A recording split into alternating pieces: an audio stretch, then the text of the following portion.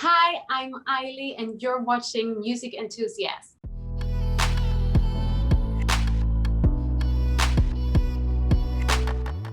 Hi guys, it's Gracie from the Music Enthusiast, and today I'm here with ILY. How are you? Hi, I'm good. How are you? I'm good, thanks. It's such an honor to be talking to you. I love your music. Thank you so much. So happy to hear. Let's get right into the questions. What made you want to get into music? It started when I was small and I didn't know much of the music industry back then. I just wanted to sing and perform. So I always went to my parents and all their friends when they had dinners and just look at me, I want to sing and perform and so it started in that kind of direction, and also writing music with always loved to write in a diary, and then I wrote together with my cousin and we had this band together. So it was always something I found very fun, but I didn't know if I would actually pursue a career in music. But it's been a hobby and a passion, and that has never really left me. So I just kept it going. Obviously, you've been doing it for a while. Do you have a favorite musical memory? One of my first musical memories that I really knew that I want to do this again or more was when I was 12 or something, and there was a karaoke competition when we were traveling, and it was only the grown-ups that did it, but I was I really want to try, and I was a little bit shy overall, but I did that, and it was just the most fun experience ever. So that was really a musical memory that I took with me, and why I thought it was the best time ever back then. Yeah. How has it been for you starting out in the music industry? Because I know it can be competitive at times.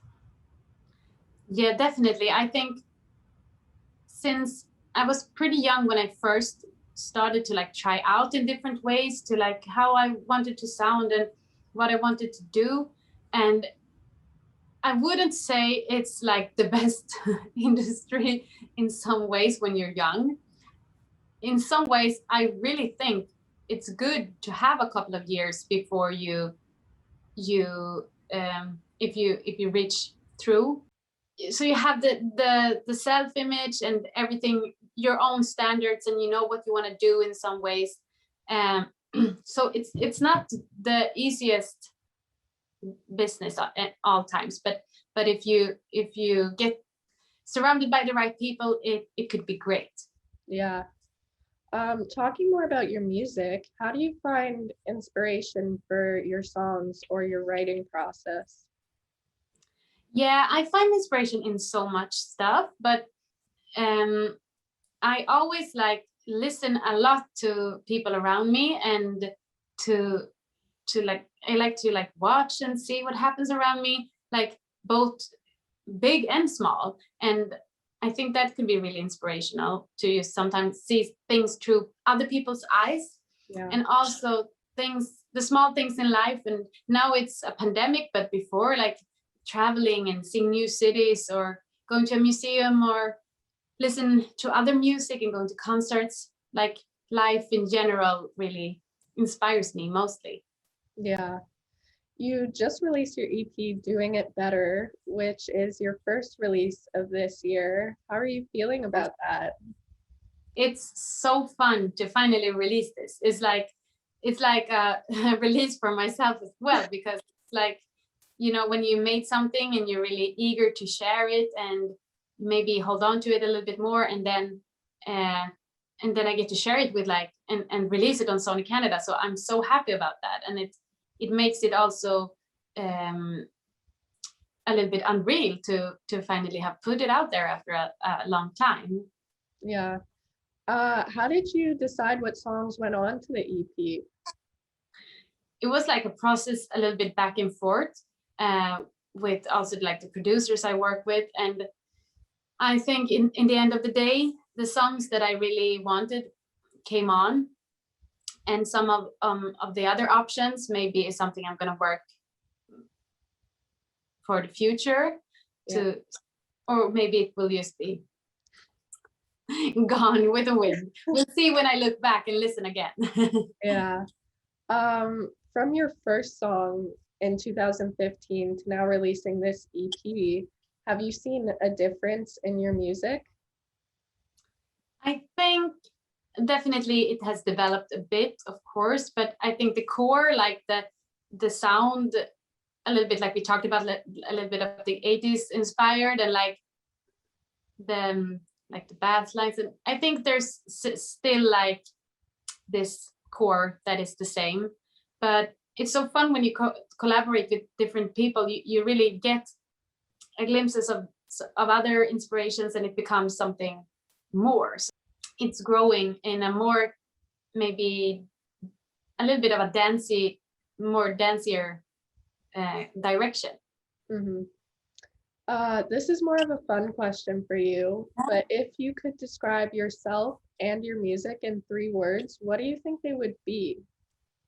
Wow, these are great questions. I think, like, I love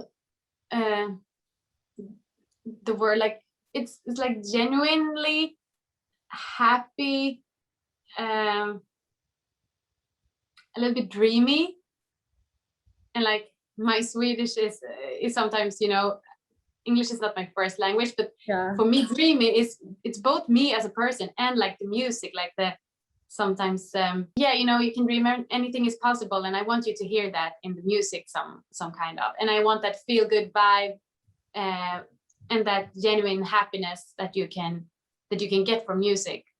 Mm-hmm. Do you have any dream collaborations for your future? Yeah, I would love to like collab with the Swedish artist Robin. Mm-hmm. I also love Haim. Yeah, they are great, and like there's so much female artists out there that I would love. Sara Larsson from Sweden as well, she's amazing.